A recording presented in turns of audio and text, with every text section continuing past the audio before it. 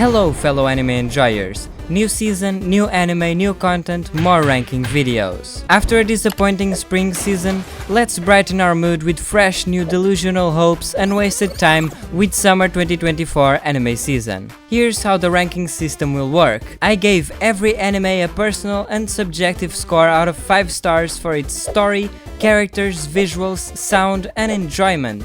And now I'll show you my final ranking determined by the averages, starting from the worst and climbing our way to the best of the season. By the way, I'll use the enjoyment score as a tiebreaker in case 2 anime have the same average.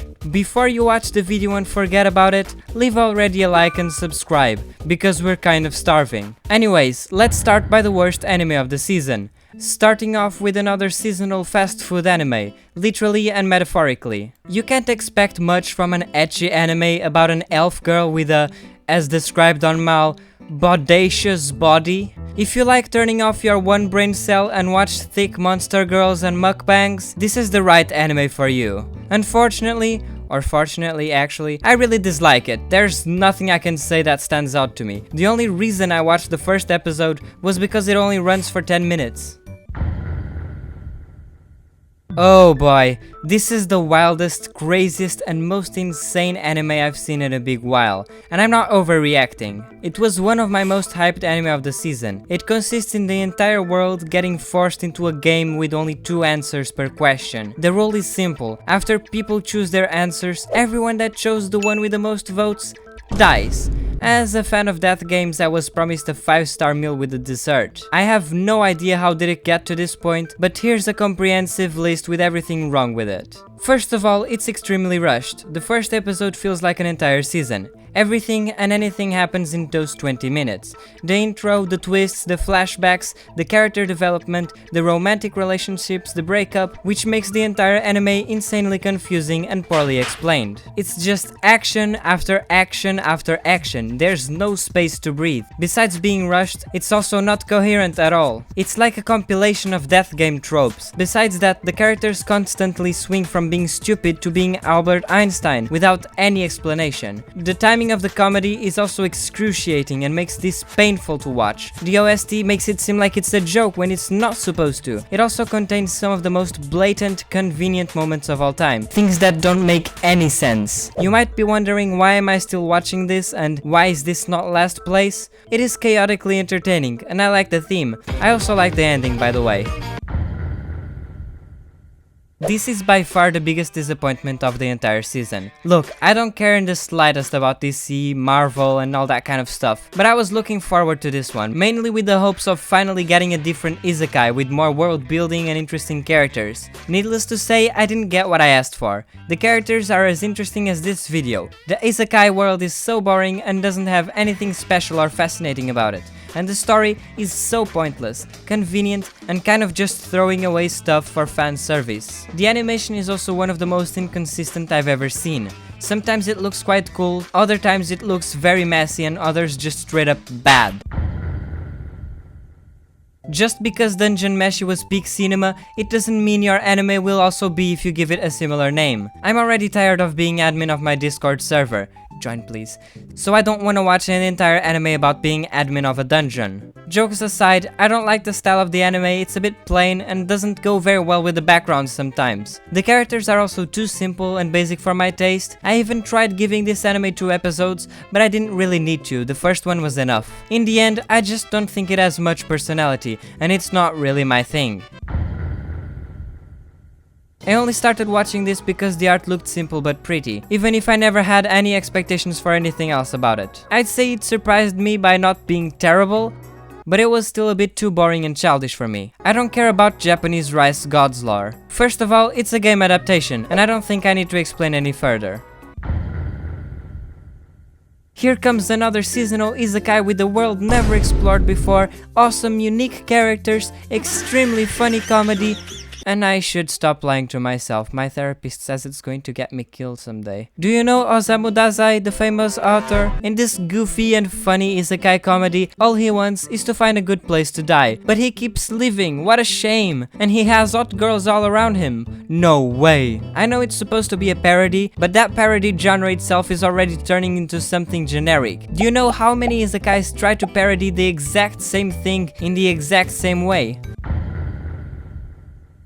Even though I dropped this one, I'd still consider it one of the biggest surprises of the season. I never expected this to be above last place. The anime itself isn't that good. It's just some socially awkward teens cosplaying and being teens in a conveniently almost empty school club. What made this watchable was the surprising charisma of the main character. This, plus the fact that I didn't get annoyed watching the anime, were probably the two only compliments I can give it. But it's already enough compared to how low I put it in my prediction tier list.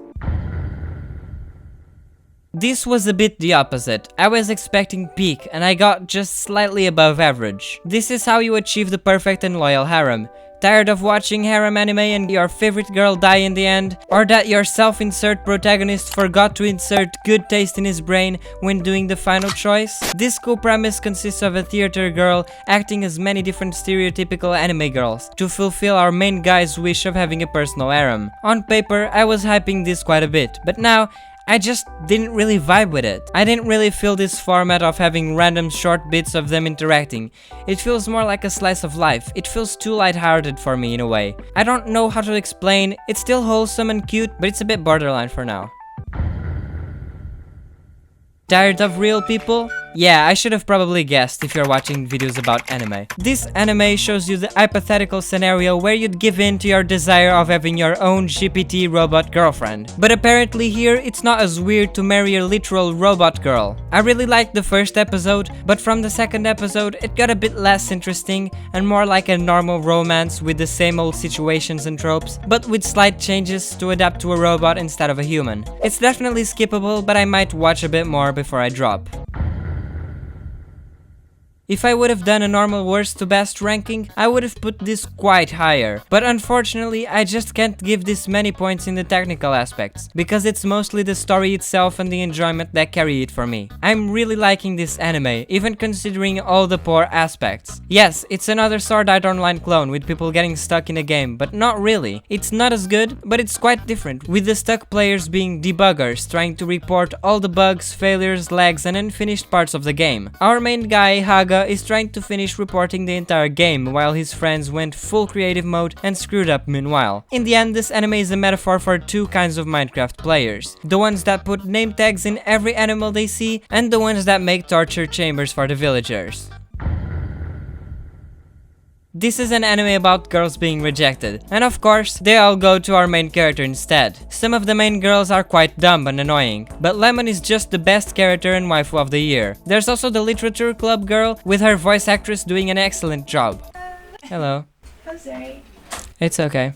I'll shut up. Okay. Visually, it's very comfy and nice, but I personally get quite annoyed at some of their actions. But my friend used this ticket to help me watching until the end. I'm a YouTuber, I think everyone can agree on that. I'm yet to find the perfect representation of my profession.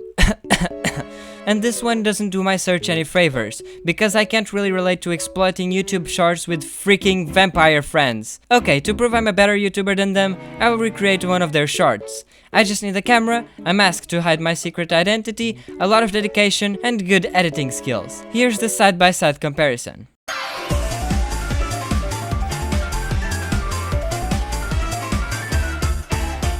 Okay, I don't like this. Let's skip to the next one. I don't even like vampire anime.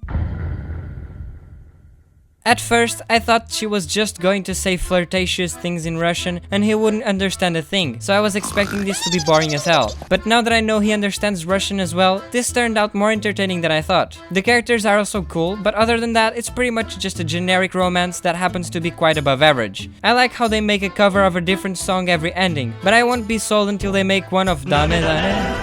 ダメよダメなのよ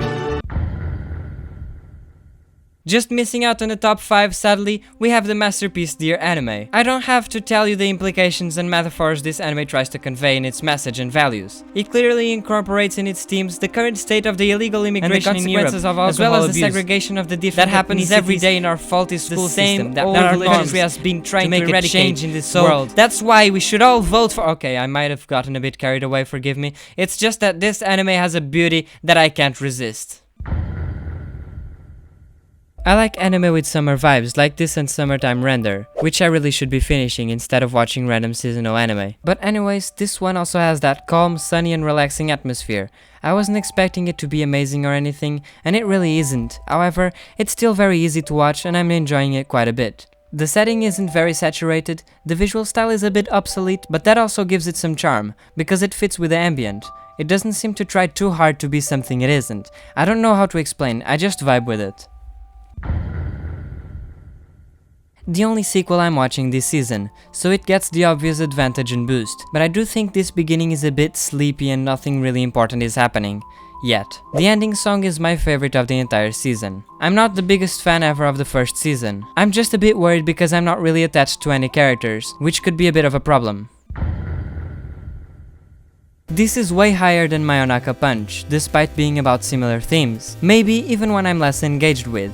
VTuber content. I still find it more relatable and they really aren't afraid of getting cancelled with those jokes. The comments are also way too real, so always pause to read them, it's worth it, trust me. It kind of made me want to livestream again, and so I'm going to. If I'm posting this on the 2nd, as I'm supposed to, then next week I'll make a livestream here on YouTube with my friends choosing what anime to watch next season. Anyways, the VTuber anime, as I call it, to not say the exaggerated name they chose, it's just for the giggles and laughs. It doesn't have a very complex plot or stuff like that, it's just VTubers being unhinged. If you're interested in that kind of thing, I would definitely recommend. If not, proceed with caution, because it could end up being a 5 or a 6 out of 10. Okay, I wasn't expecting this. Having an anime with a name containing stepsister in my top 2 was definitely not in my predictions. The atmosphere and the soundtrack completely carried this anime to the moon and back. This is the last anime I'd expect to find such beautiful music pieces and such a calming and almost ASMR-esque experience. Yeah, the story and characters might not be the most unique or innovative, but they serve to help me fall asleep, and I like it. I give the golden medal of the season to Shoshimin series. I think I've been in the mood for a calming and not so complex anime this season, as you can see from my top 2. This one is miles better though. I love the visuals, how everything plays into the feeling of simplicity and the calming atmosphere, the way the characters behave, how slow-paced it is, the gorgeous opening, the cinematic 16:9 resolution, the ridiculous amount of emphasis they put in random things like how did this character make 3 great chocolate drinks while only using 3 cups? It doesn't have a proper story yet, but that's what makes this charming as well. It's a mix between a slice of life and a mystery, where you never know when it's actually going to change from one to the other. You're probably thinking I'm stupid, rightfully so, and that this anime is boring as hell, but I just really get a nice and comfortable feeling while watching it, so I really hope they keep being consistent and that I don't start feeling bored while watching. Anyways, this was my amazing seasonal video. For now, I'm satisfied, but we can only know if a season was truly good once it actually ends. I hope you liked it, bye!